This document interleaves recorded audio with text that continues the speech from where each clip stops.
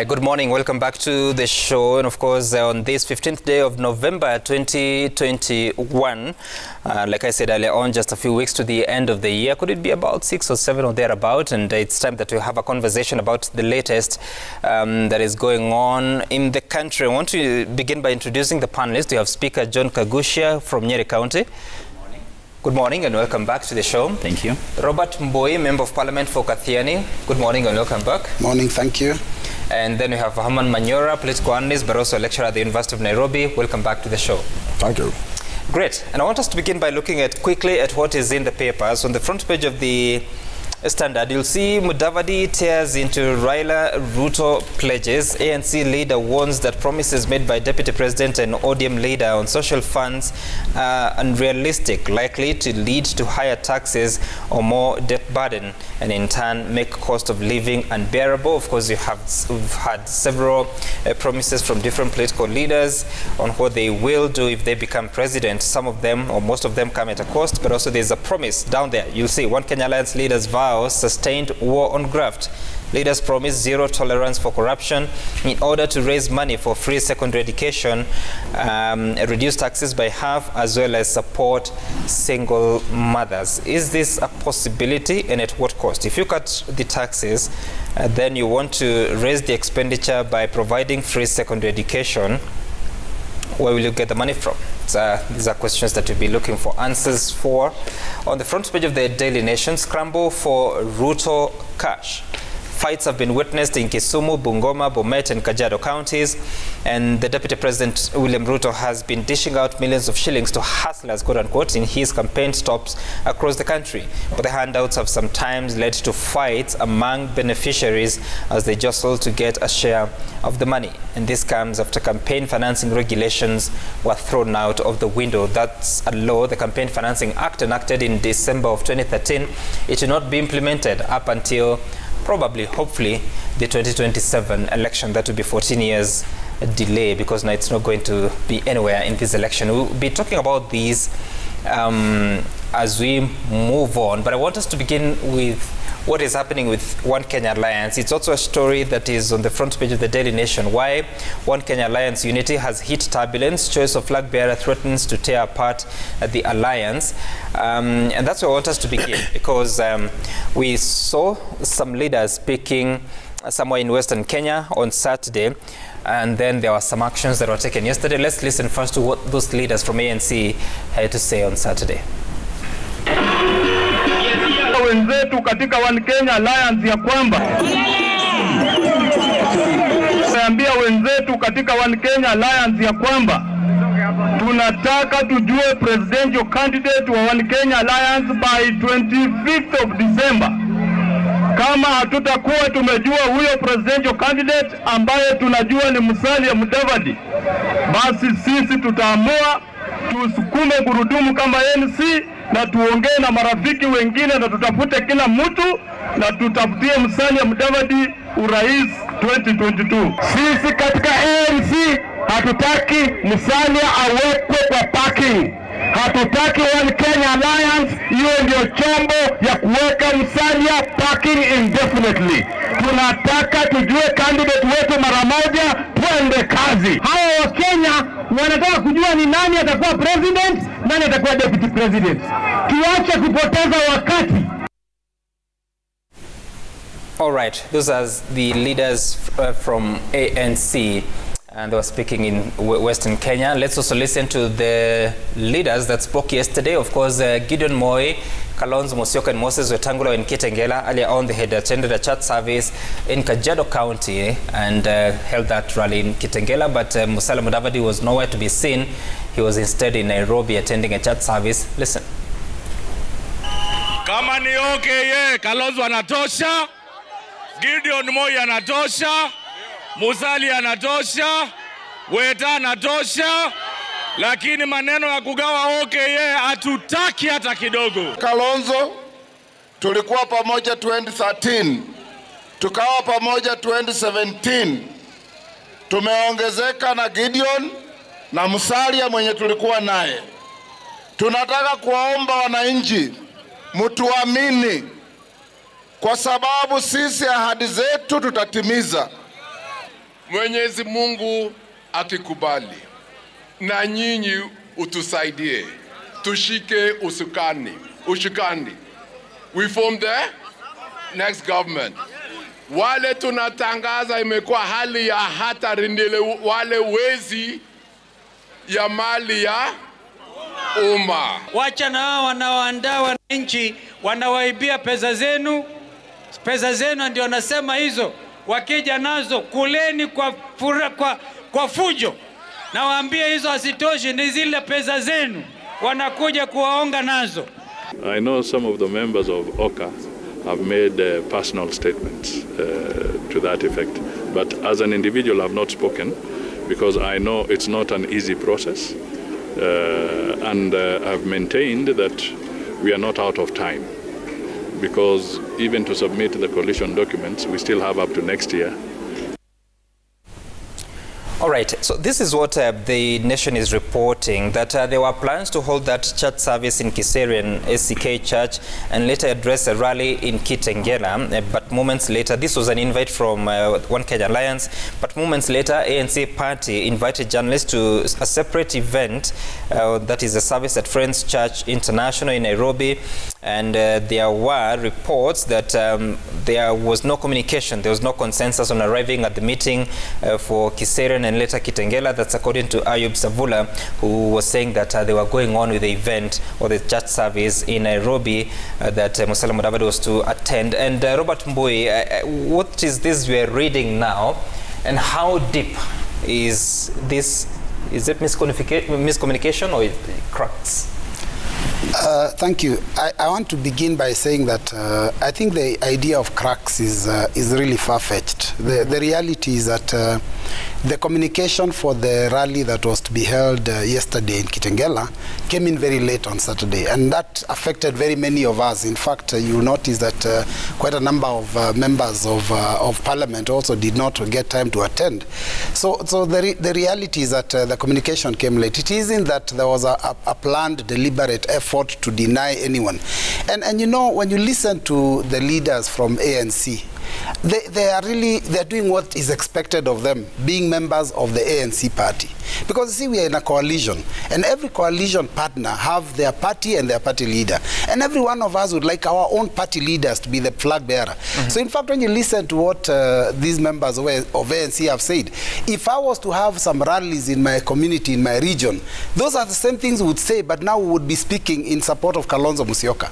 So there's nothing that is out of order. And you've heard the ANC party leader himself. He said there's still time.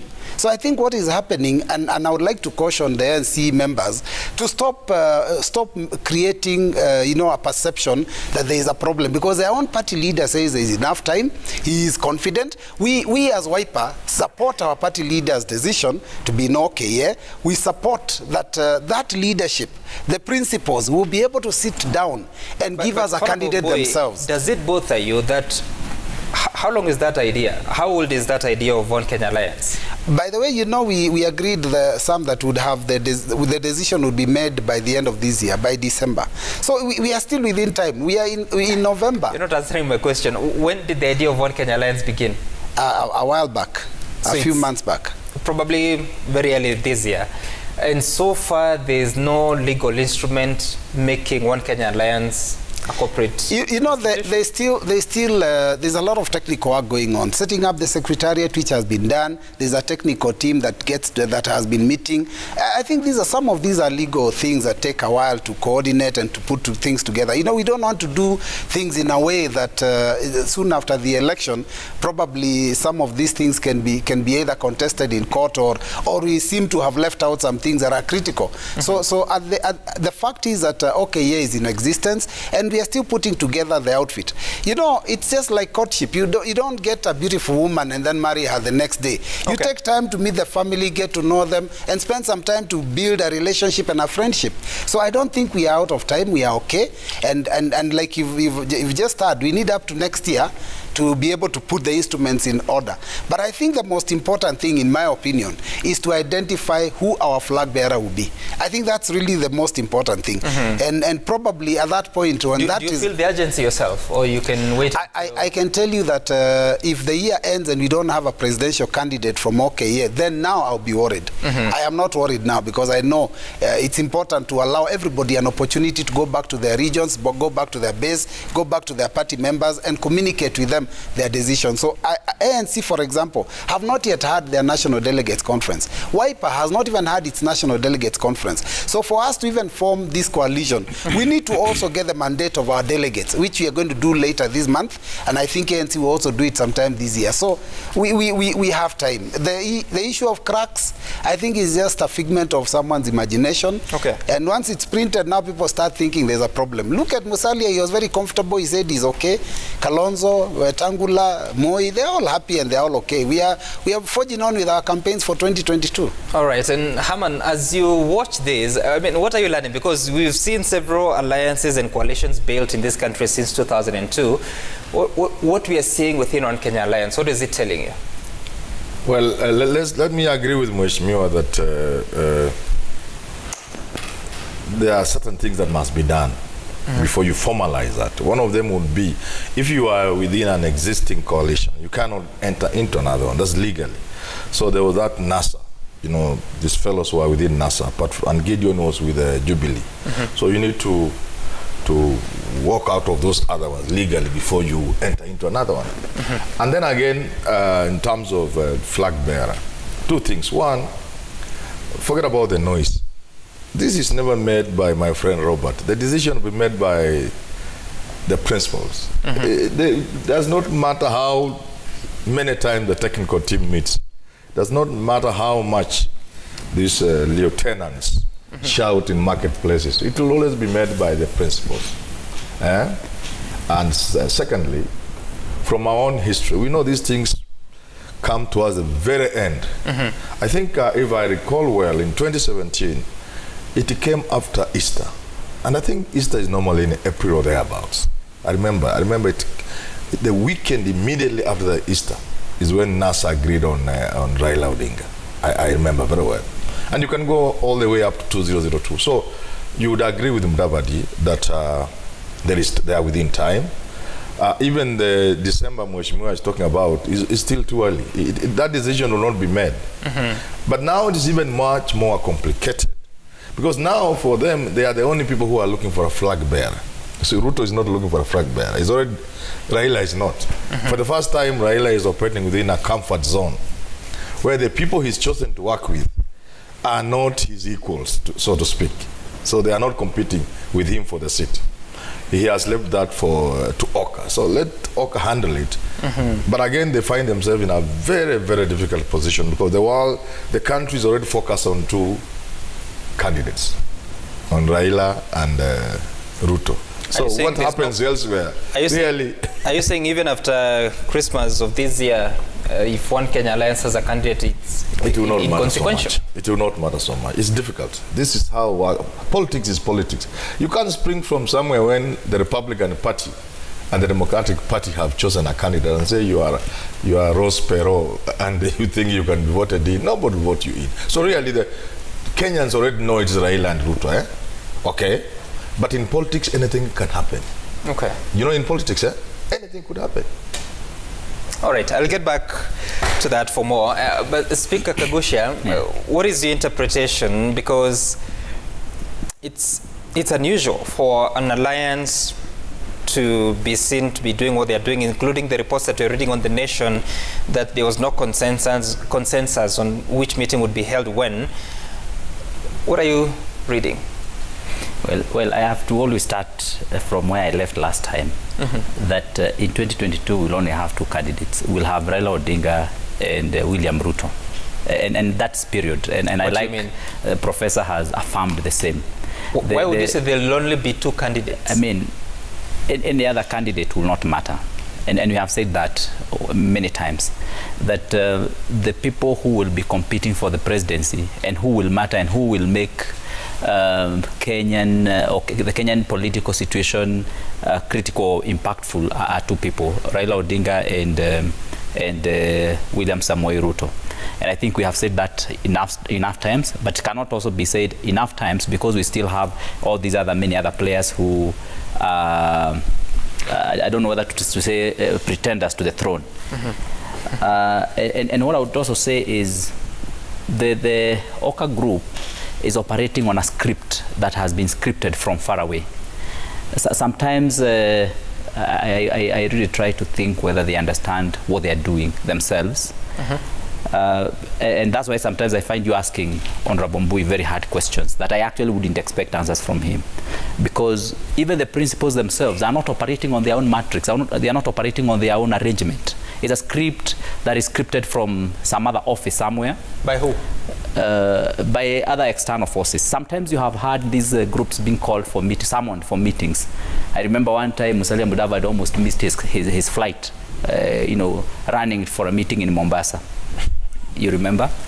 And the OKA team has to run there when the call comes to go and take instructions. And the whole arrangement, if you can look at the events, how the events have been unfolding. Remember we had NASA, which Professor says clearly that they picked a candidate pretty late, just before Easter, even though we knew the candidate all along. And it was not lost on us who the candidate and the deputy were anyway.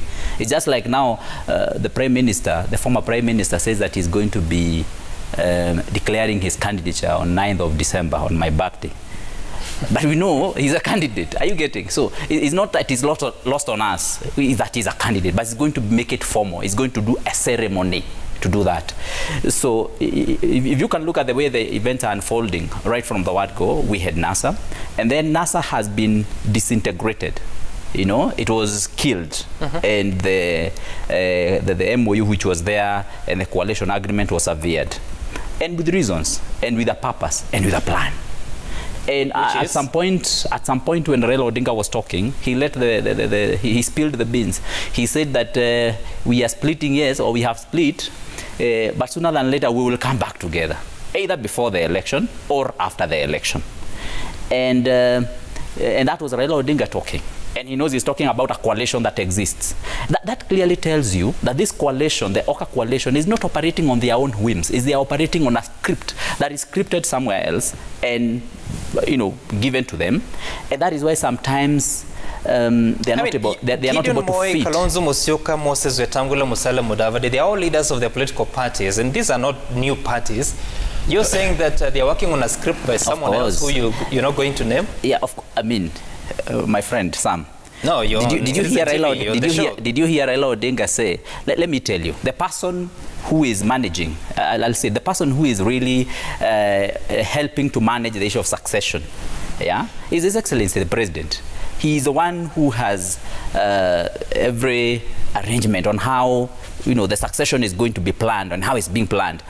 And I can say... You actually want to say that Alliance is the creation of the President? And I can say, of course, and I can say... How? His Excellency the President... No, not so fast, Speaker. Let me just put this clearly. How is it a creation of the President? Let me put this.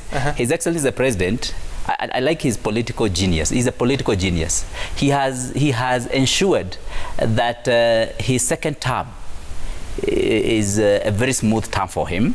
And I think as we talk today, he's probably the most powerful president in the world. A president on his call like this, every other political leader in this country goes down on their knees on His Excellency. And he has managed so well. In fact, this will be a study in future of how a sitting president who is actually going out can actually be able to bring down or bring together bring all the political leaders in a country like this who have really not been able to sit together.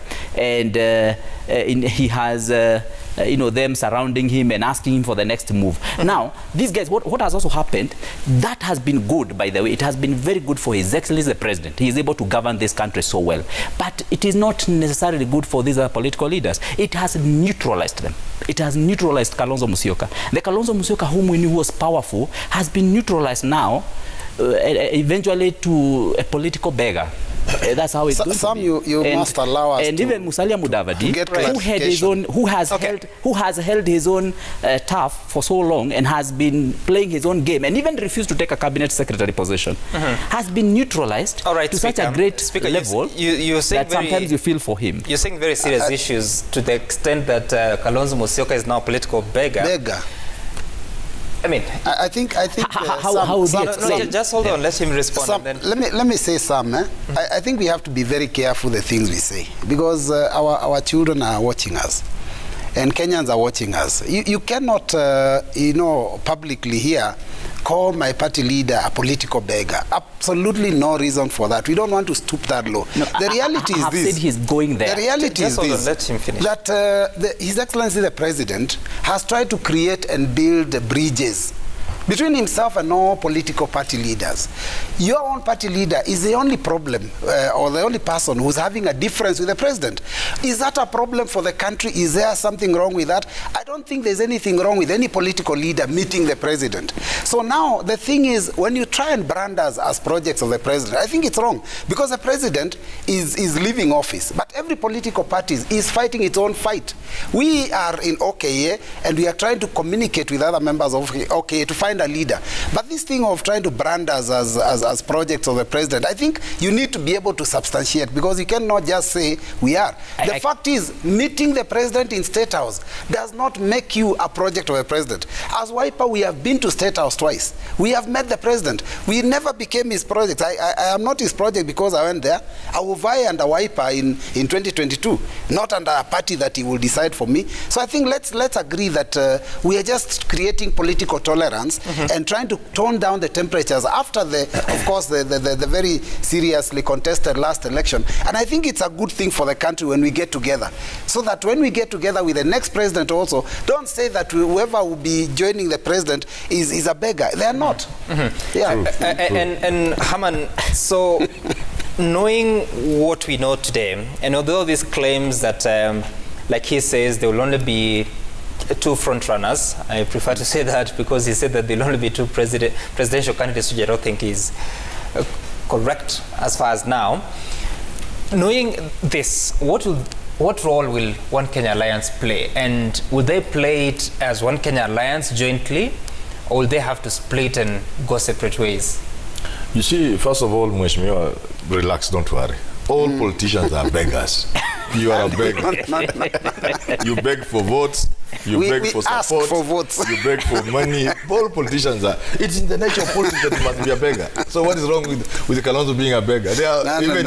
He himself says, "Kuanzia leo nitakuwa mtu ya mkono ya." Mtu ya mkono is not a beggar. So, no, I'm saying even Uhuru is begging these fellows to follow his script. There's nothing wrong with. They are all beggars, and I don't see anything wrong with a politician. Somebody saying that a politician is a beggar. These are beggars now, in the real sense of the word. As for One Kenya Land, let me tell you this. Because it is early morning, it's on Monday, we want to tell Kenyans the truth. There is a script, scripted by Uhuru Muigai Kenyatta, who I agree with Speaker here, is a political genius. William Samoei Ruto understands the script. Because right from 2013, unlike what many people think, Ruto never expected Uhuru to support him.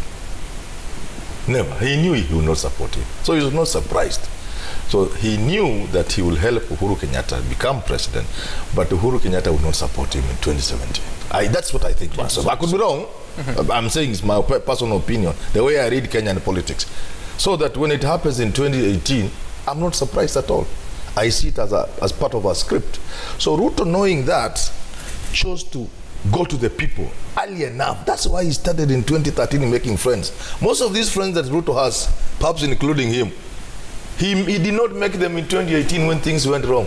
He had started making friends, including some of my friends. I had them from as way back as 2015, 2014, talking about Ruto in very glowing terms. And my antenna, I began to pick it. I said, there's something going on here. So when the 2017 elections come, and you remember what happened during the nominations. A lot of the Jubilee people are in Ruto's lineup. Now, the other side of the script, of the game, is the script by Uhuru Kenyatta to manage his succession. And that's how Raila comes in, and that's how OKA comes in. So you must understand OKA as part of the script. I agree with him. They know the game. None of them doesn't know. They all know the game. Some know it well, some know it badly. So some know it they very stick badly. Together the full way, or there will be some disruptions along the way? You see, BBI was meant to make this thing very simple. And you just wait and watch and see. If the Supreme Court sets aside the High Court and the Court of Appeal judgment and says Kenya can amend their constitution, which in my view they should really. If they do that, as I suspect they might do, that is what will give One Kenya Alliance and Uhuru what they have been waiting for. They will now sit together and they will agree. Raila will pick a deputy from Mount Kenya. Uhuru, Wiper Man might be the Prime Minister. Mudavadi might be this and the other. Gideon Moi will agree to be a smaller person down there. And that immediately after the elections, they'll give themselves the proverbial 100 days to work on their constitution. Something which even Kibaki didn't do. But this time they will do it. So that's how you must understand One Kenya Land. It's part of a bigger picture. Okay. Based on the script you're reading, will they be a force in 2022? Will they have a presidential candidate, or they'll have to scatter and go separate ways? Yes, Sam, I expected you to be as hard on Professor when he said the script is by the president as you are on me. and he's continuing what you're saying. I'm not a politician. And it's interesting because we seem to agree with Prof, at least on this view. And what I can tell you is it will not hold. The OKA group will not hold.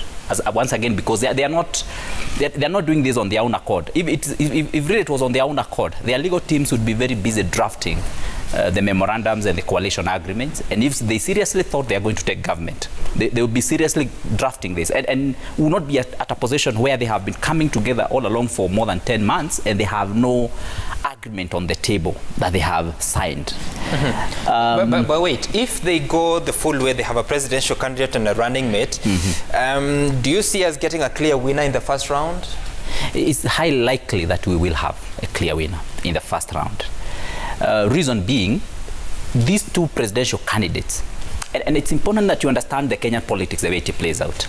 When we have had a Kikuyu candidate at the helm of the presidential or the front runner, so you say, there are some people who take their decision based on just that. People from Mount Kenya region.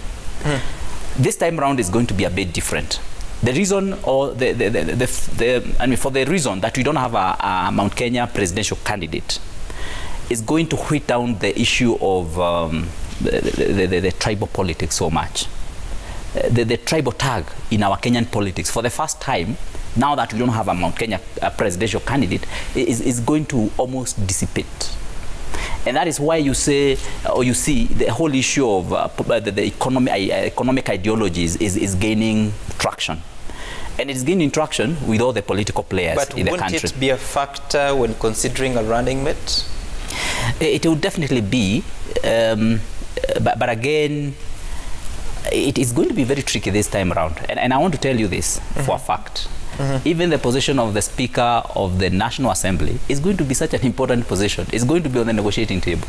The position of the Speaker of the Senate is going to be such a big position. And I will not be surprised if some of the OKA front runners actually take up those positions.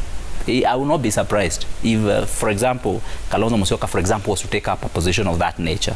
I will not be surprised if Mudavadi was to do that. And what has happened is that in this script, everyone has been taken and has been put in one corner. And so far, in this one corner, the only one unifying factor is anti-Ruto. You know?